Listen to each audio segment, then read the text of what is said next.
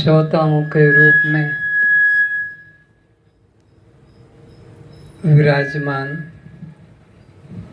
सभी दिव्य पुण्यात्माओं के चरणों में मेरा प्रणाम।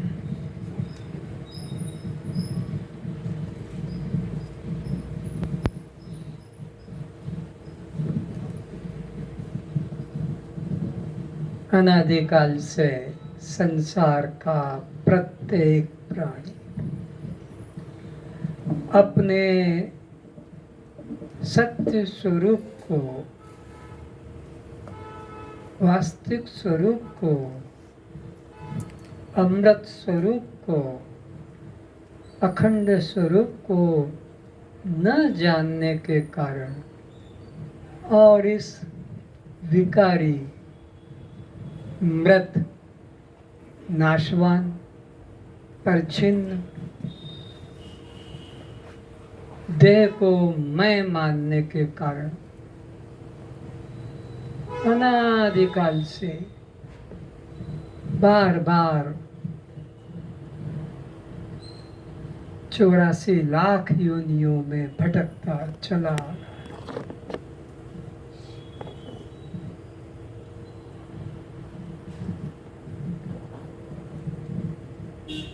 रोज रोज एक प्रकार का भोजन सब्जी घर में मिले तो आदमी कहता क्या रोज रोज यही बना के रख देते हो, कुछ बदल के सब्जी दो, कुछ बदल कर भोजन। पर अनादिकाल से उसी माँ के गर्भ में जाते जाते 9 महीने का वो कष्ट भोगते भोगते वो नरक से कभी उपराम ही नहीं हुआ कि क्या बार बार गर्भ में जाना, छोड़ो ये मार्ग, अब हम गर्भ में नहीं जाएंगे, हम सीधा परम धाम जाएंगे। ऐसी मन में इच्छा जागृत नहीं होती।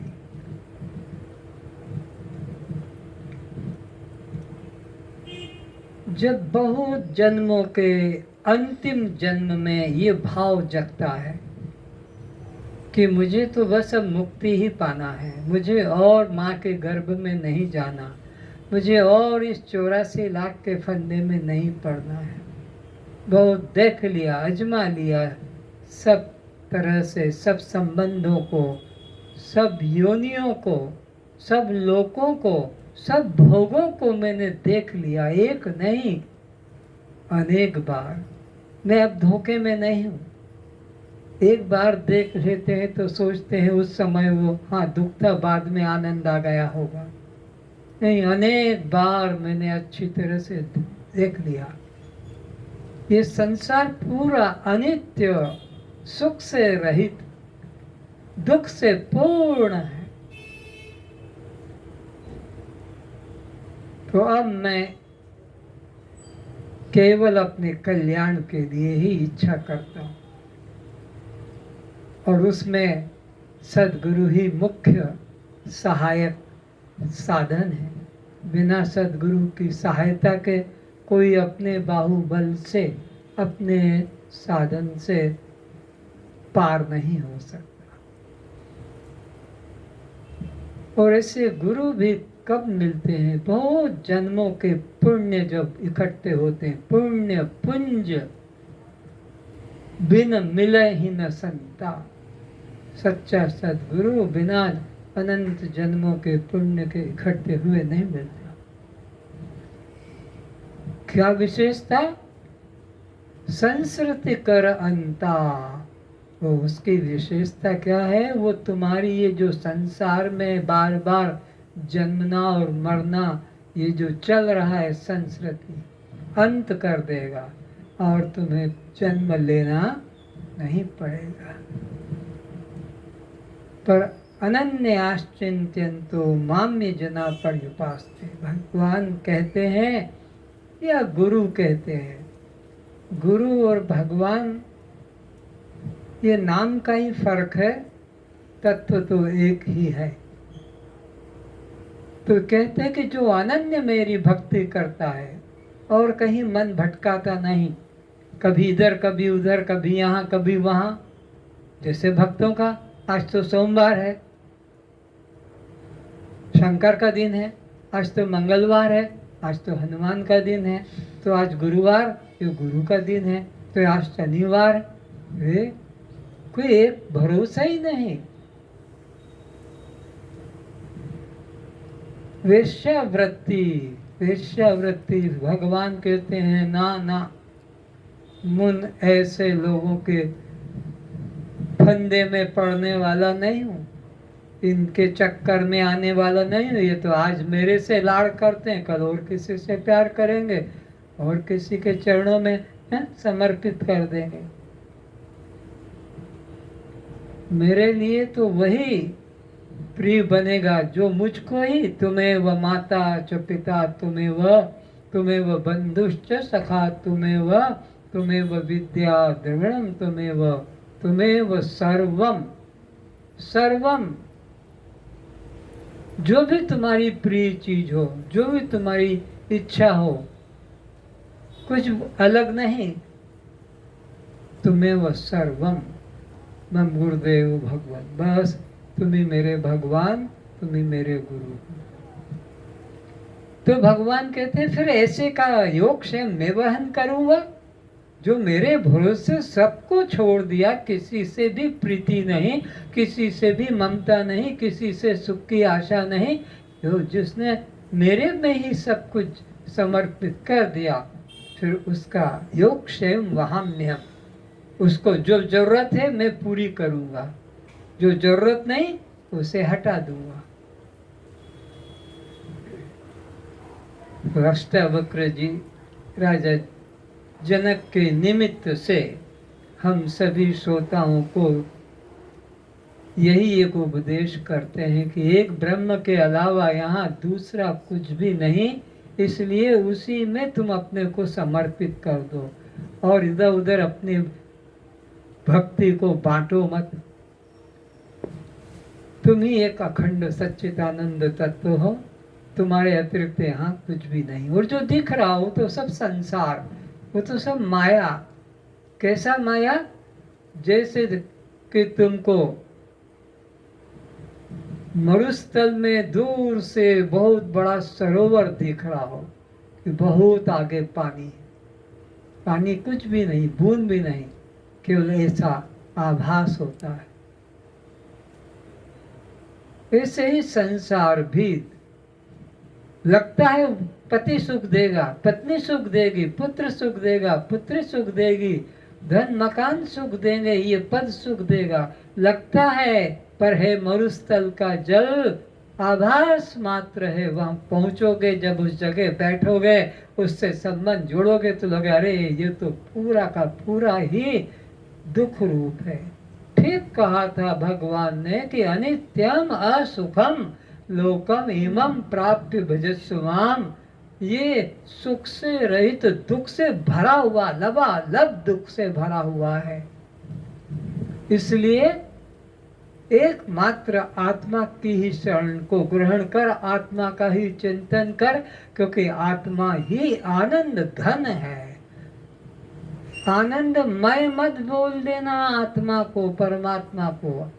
आनंदमय तो फिर वह दुखमय हो जाता है। जो आनंदमय होता है, तुम्हें देख लो, साथी रे तेरे बिना भी क्या जीना, आनंदमय लग रहा है, और फिर घर से निकल जाओ, तलाक दे दो, डाइवर्स कर लो या गला दबा दे। क्यों? आनंद घन नहीं था, ये तो आनंदमय था। तो आनंदमय फिर दुखमय हो जाता है, पर प्रभु परमात्मा वो आनंद घन है, वह दूसरी चीज है ही नहीं।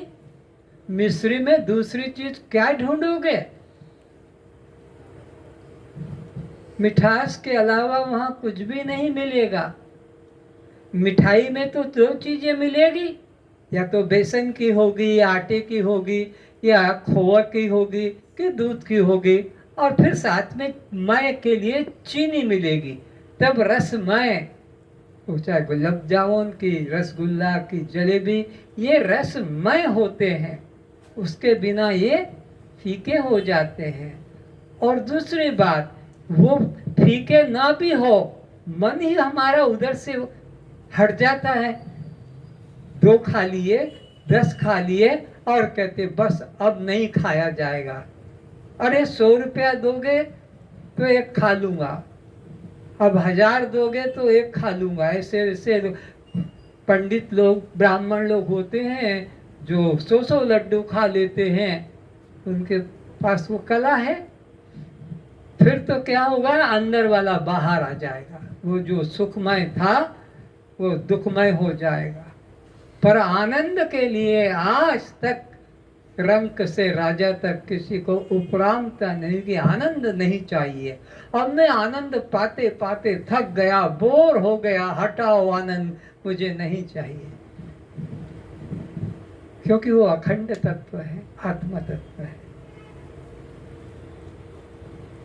तो ये संसार अनित्य के साथ साथ दुख से पूरा भरा हुआ है। परमात्मा अनित्य नहीं है, वो नित्य है और आनंद घन है। आनंद के अलावा कोई दूसरी चीज ही नहीं है। दुकान, धंधा, संबंध, गांव, नगर सब बदल देते हैं, लेकिन आज तक किसी ने ऐसा नहीं कहा कि आनंद अब नहीं चाहते, चलो दुख पाने की इच्छा करते हैं। हर चीज बदल लेते हैं, पर ये नहीं, क्योंकि ये हमारा स्वभाव है। आनंद हमारा स्वभाव है, इसे कोई बदल नहीं सकता। तो है जनक, तो निश्चित रूप से अब अपने को ये बाहर के साधना का त्याग कर दे और मैं नित्य शुद्ध सच्चिदानंद घन आत्मा हूँ, ऐसा बस निश्चय कर। सुख दुखे जन्म मृत्यु दैवादेवेति निश्चय साध्यादर्शी निरायासः कुर्वन्नपि न लिप्यते। फिर से, सुख दुखे जन्म मृत्यु दैवादेवेति निश्चय साध्यादर्शी निरायासः कुर्वन्नपि न लिप्यते। जिसको ऐसा निश्चय है मालिक हाथ मत लगाओ, एक बार ठीक कर लो, जितना ऊंचा नीचे चाहिए। अब उसको तुम नहीं पकड़ोगे, कर लेने दो उसको अपने हिसाब से सेट। जिसको ऐसा निश्चय है कि सुख दुख जन्म मरण लाभ हानि संयोग वियोग सब पूर्व से निश्चित है। हमें वर्तमान जीवन में जो जो जिससे भी मिलता है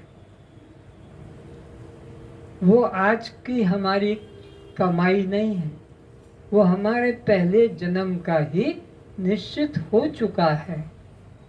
हानि लाभ जीवन मरण यश अपयश कर्माधीन, ये हमारे पूर्व के कर्म से ही निश्चित करके और भोगने के लिए यहाँ भेजा है कि जाओ, तुमने बहुत मेहनत की है इस संबंध के लिए, इस पद के लिए, इस पुत्र के लिए, इस पति के लिए, इस पत्नी के लिए, अब जाओ उसके पास और भोगो। और जब यहाँ आकर भोगता है तो उसमें जहाँ पुष्प है वहाँ कांटे भी होते हैं, गुलाब के फूल के पौधे में देखो, तो फिर ये कष्ट कहाँ से आया? ये तेरे ही पहले जन्म का किया हुआ है। तूने इसके लिए बहुत साधन किया है कि मुझे ये फूल मिले, तो फिर फूल के साथ कांटे को भी तुम्हें सहन करना होगा। तो ये सब आज जो कुछ भी हमें प्राप्त हो रहा है, ये कौन भेज रहा है? भगवान? कोई पड़ोसी, कोई गुरु? कोई नहीं। को न काहू सुख दुख कर दाता। फिर क्या होता है? निज कृत कर्म भोग सब भ्राता। भगवान श्री राम लक्ष्मण से कहते हैं, अरे भैया तुम किसी को दोषी मत ठहराओ कि कैकई ने ऐसा किया इसलिए जंगल मिला। ना ना, मेरे कर्म का फल। को न काहू सुख दुख दाता। निज कृत कर्म भोग सब भ्राता। तो आज जो भी मिल रहा है इन सब के लिए हमने बहुत बहुत साधन किया है, तब ये पति मिला, तब ये पत्नी मिली, तब ये पुत्र पुत्री मिले, तब ये हमको नगर गांव मिला है।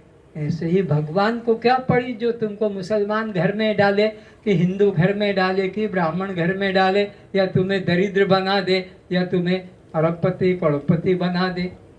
उसको क्या पड़ी है? वो समदर्शी है। तुमने उसके साथ जो सा व्यवहार चाहा वो फल भोगो। उसकी दृष्टि में न कुछ पाने योग्य है न चाहने योग्य है। वह सदा तृप्त एवं संतुष्ट रहता है। ज्ञानी के प्रति कहा जा रहा है,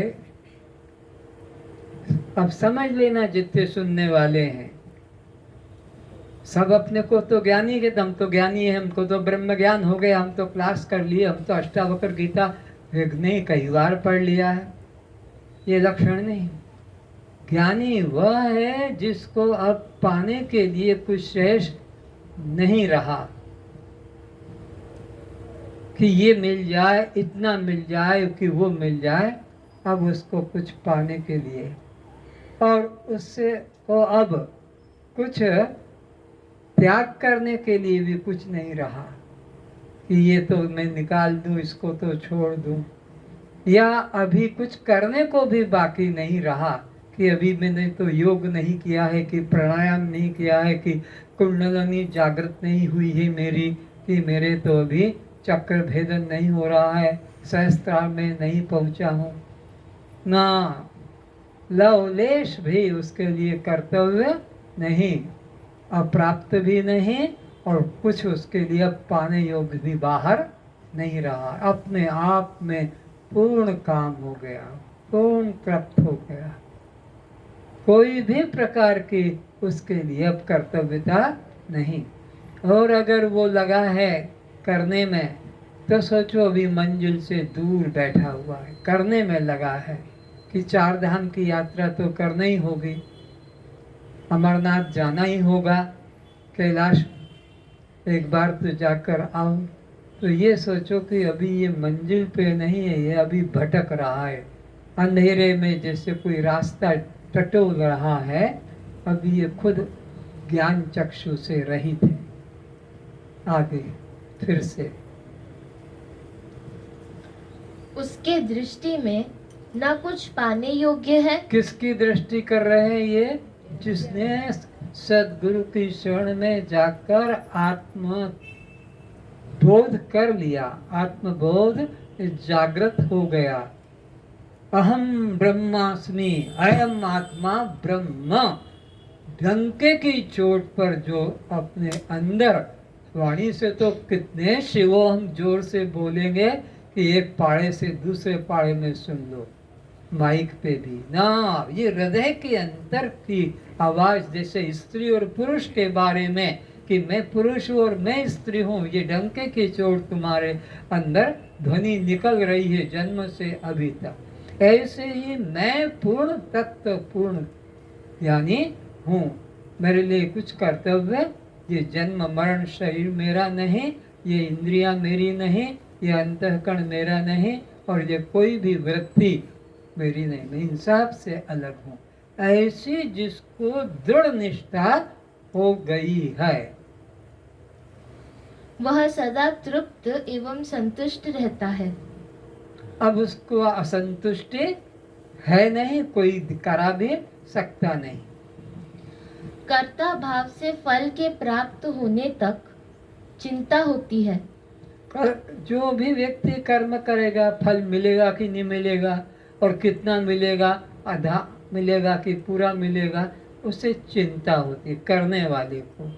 तो कर्तव्य भाव ही नहीं है तो चिंता से भी मुक्त है। अपेक्षा रहती है, भय रहता है, फल के लिए मन व्याकुल रहता है। कर्ता भाव छोड़ना नहीं चाहते एवं चिंता से मुक्त होना चाहते हैं। ये हमेशा ऐसी विरोधी बात लग रही है। दुख चाहते नहीं और दुखदाई से संबंध तोड़ना नहीं चाहते। तो चिंता करते रहोगे तो तुम दुख से मुक्त नहीं होगे। ये ज्ञानी को किसी प्रकार की चिंता नहीं होती, इसलिए दुख भी उसे स्पर्श नहीं करता। क्या यह विपरीत बात हो सकेगी? क्या अग्नि हाथ में रख उष्णता एवं जलन की पीड़ा से बचा जा सकेगा? जैसे ही तुम स्वीकार कर लेते हो कि मैं करता नहीं, वैसे ही चिंता समाप्त। निश्चिंत होना है तो निरहंकारी हो जाओ। तुम कुछ करके देखना चाहते हो कि मैंने यह किया, मैं वह कर रहा हूँ। अपना नाम लोगों की जीवा पर छोड़ जाना चाहते हो। धर्मशाला, स्कूल, कॉलेज, मंदिर की सीढ़ी पर अपना व संबंधी गणों के नाम का पत्थर लगवाना चाहते हो और चाहते हो अहंकार न हो। यह असंभव कि तुम मांग करते हो और दुखी न बनो। निरहंकारी सदा सुखी रहता है। तुम्हारे सारे कर्म समाज वालों को दिखाने में लगे। समाज वाले मुझे जाने कि मैं कितना अच्छा सामाजिक कार्य करता हूँ, कि मैं धार्मिक कार्य करता हूँ, मैं सम्मेलन करा देता हूँ, मैं महात्माओं को बुलाकर प्रवचन करा देता हूँ, मैं गौशाला खुलवा रहा हूँ, मैं गर्मी में पानी का सत्र चला रहा हूँ, या कोरोना में उनको पूरी सब्जी बना बना के दे रहा हूँ, कि लड्डू बिस्किट के पैकेट बांट रहा हूँ। ये सब तुम्हारे कर्म लोगों को आंखों में आए तो उसका तुम्हें महत्व लगता। अरे मैंने इतना किया, किसी ने देखा नहीं, पूछा भी नहीं, बेकार हो गया। इसलिए तुम्हारे को अहंकार बढ़ाने वाला सामान चाहिए, वो साधन चाहिए जिससे तुम्हारी प्रतिष्ठा हो, तुम्हें नमस्कार करने वाले मिले, तो तुम्हारे को लगता है कि मैं कुछ हूँ। और कोई नमस्कार न करे, खाली चुपचाप अकेले ही बैठे रहो तो अच्छा नहीं लगता। तो अहंकारी व्यक्ति अहंकार को बढ़ाने में लगा रहता है, और तो अहंकारी को तो दुख अवश्य मिलेगा। निरहंकारी का एक ही अर्थ होता है, तुम करता न रहो। उसके हाथ ही रह जाए, तुम्हारे हाथ न रह जाए।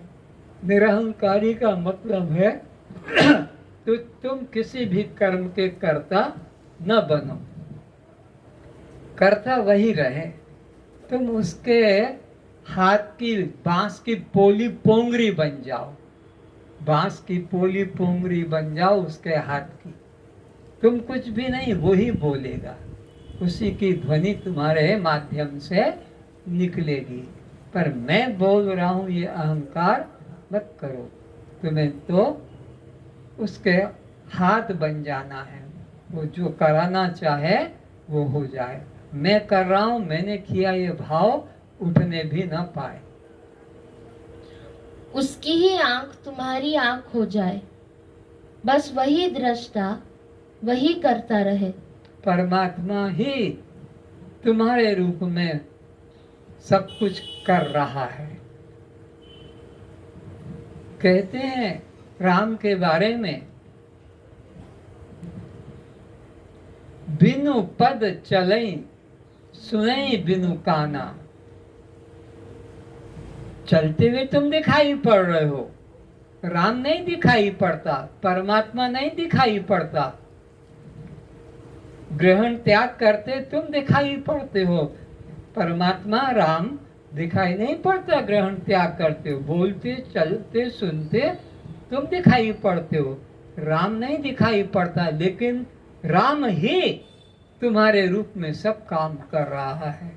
आप बोलेंगे, मैं भी बोलता हूँ, बिनु पद चलई, बिनु पद चलई सुनई बिनु काना, सुनई बिनु काना।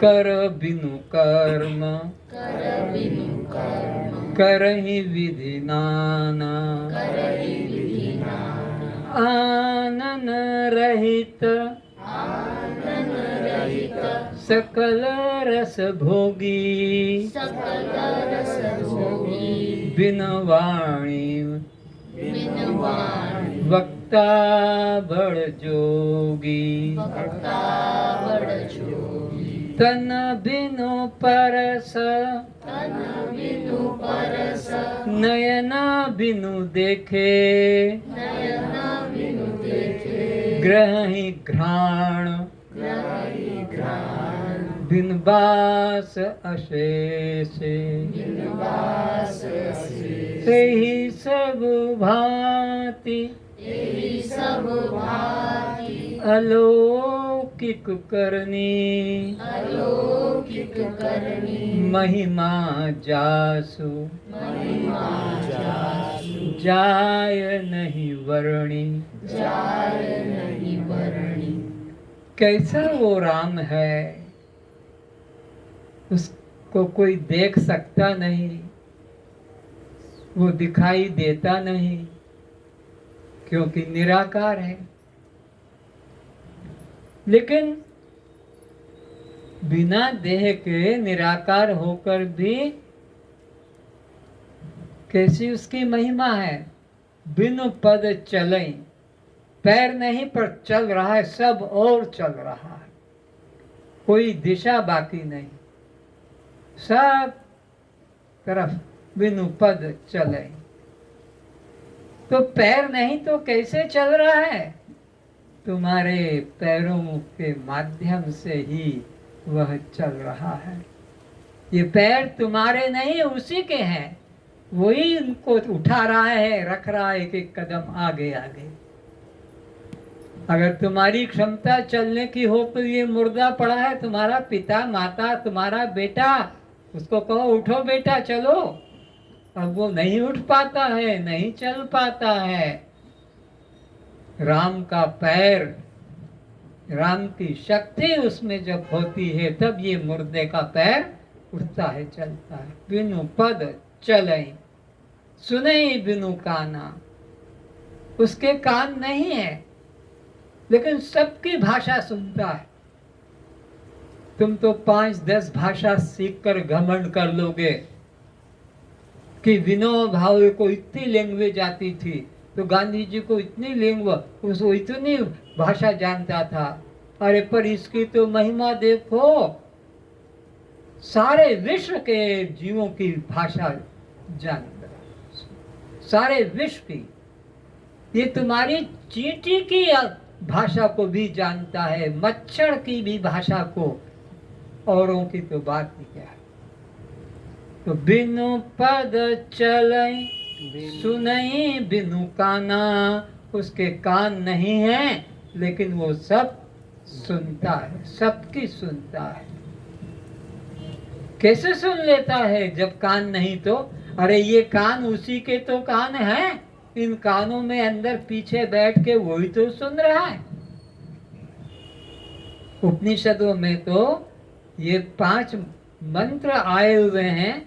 केन उपनिषद में यन मनसा न मनुते ये नाहुर मनोमतम तदेव भ्रमतुम विद्धि नेदम यदिदम उपास्ते न श्रोत्रेण शृणोति येन श्रोत्रमिदम श्रुतम तदेव भ्रमतुम विद्धि नेदम यदिदम उपास्ते न चक्षुषा पश्यन्ति येन चक्षुषि पश्यन्ति तदेव भ्रमतुम विद्धि नेदम यदिदम उपास्ते। इस तरह वो 5 इंद्रियों को लेकर कह दिया कि आंख उसको देख नहीं सकती, कान उसको सुन नहीं सकता, वाणी उसको बोल नहीं सकती, मन उसको सोच नहीं सकता, लेकिन वो मन की सोचने की शक्ति दे रहा है, आंखों को देखने की शक्ति दे रहा है, सुनने की कानों को शक्ति दे रहा है।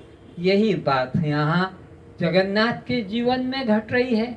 कैसा है वो जगन्नाथ? सर्वतः पाणिपादम तत्सर्वतो अक्षिशिरो मुखम सर्वम श्रुतिम लोके सर्वम आवृत्ति तिष्ठति। ये गीता के अंदर भी भगवान का वर्णन आया है और उपनिषदों में भी आया है, रामायण में आने वो सिद्ध कर रहे कि वो निराकार है, लेकिन सब आकारों में उसी की शक्ति काम कर रही है। उसकी सत्ता के बिना पत्ता भी हिलता नहीं है। तो वो कैसा है हमारा राम, कैसा है हमारा जगन्नाथ, कैसा है हमारा आत्मा, या कैसे हम हैं। पर हम हैं ये बात कहते ही हमको ये शरीर दिखने लग जाता है। अरे ये हम नहीं, ये तो हमारा है। ये कान हम नहीं, हमारा है। नाक हम नहीं, हमारी है। आँख हम नहीं, हमारी है। तो हमारी हमसे सब अलग अलग हैं, और हम इन्हें शक्ति देते हैं तो ये अपना अपना काम करते हैं। तो भगवान राम के बारे में अभी बात कर रहे हैं कि पैर नहीं, पर हमारे सब पैरों से वही चल रहा है। उसके कान नहीं, पर इन सब कानों से वही सुन रहा है। और उसके हाथ नहीं है, पर सब हाथों से वही कर रहा है। ये हमारे हाथ नहीं है, ये उसी के हाथ हैं। और उसके पैर नहीं, पर ये पैर भी उसी के हैं।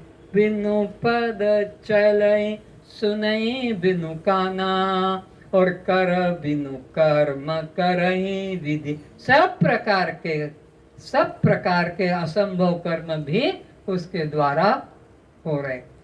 कर बिनु कर्म करई विधि नाना।